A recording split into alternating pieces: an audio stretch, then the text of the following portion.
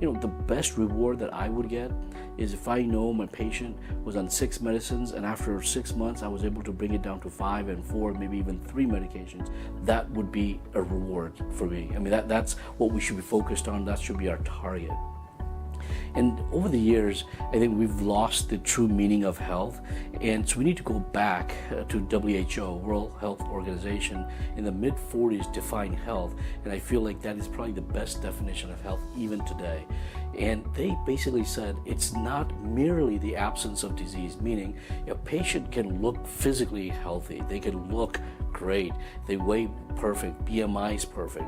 Muscle fat ratio is great. But the reality is maybe there's something brewing. Maybe the labs are starting to creep up. Maybe if we can take a look at what's going on inside, we will see that there may be a disease that's going to erupt over the next weeks, months, or even years. And there may be a time that we can stop this pattern. And the only way to do this is to get quarterly labs.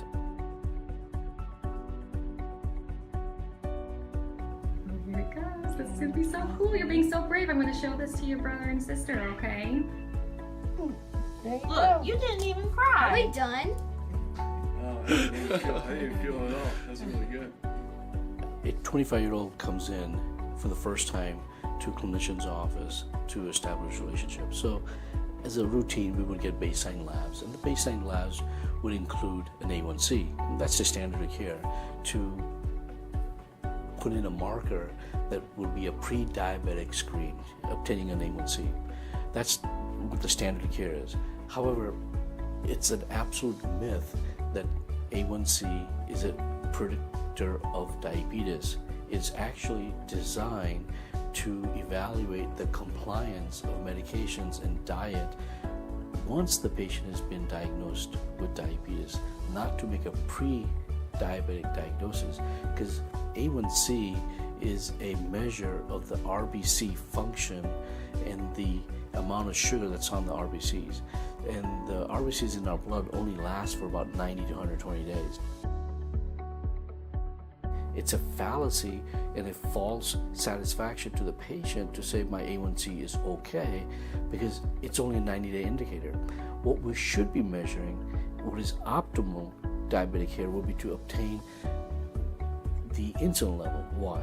Because you want to go to the factory where the insulin is generated, and pancreas is where the factory is. So if we can see the function of the factory, if we can see is the factory getting tired, so if you produce a lot of insulin over a lot of weeks, a lot of months, a lot of years, eventually it's going to get fatigued.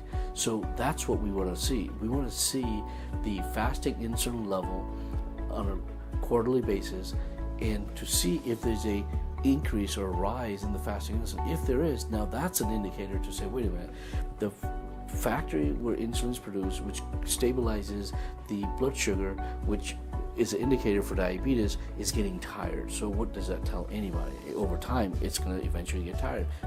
We need to look at the labs, and that is a precursor. That's an indicator of what is to come, or what is one expecting years or months down the road.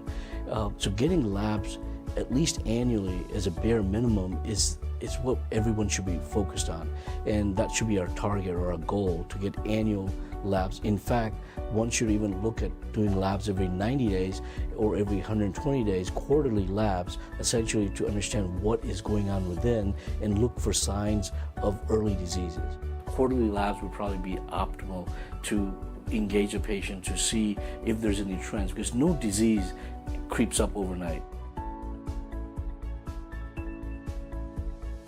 You weren't healthy yesterday and got diabetes today, or you weren't healthy yesterday and got cancer today. It was a gradual process over weeks, months, or years that we could have picked up if we had routinely performed labs on a quarterly basis.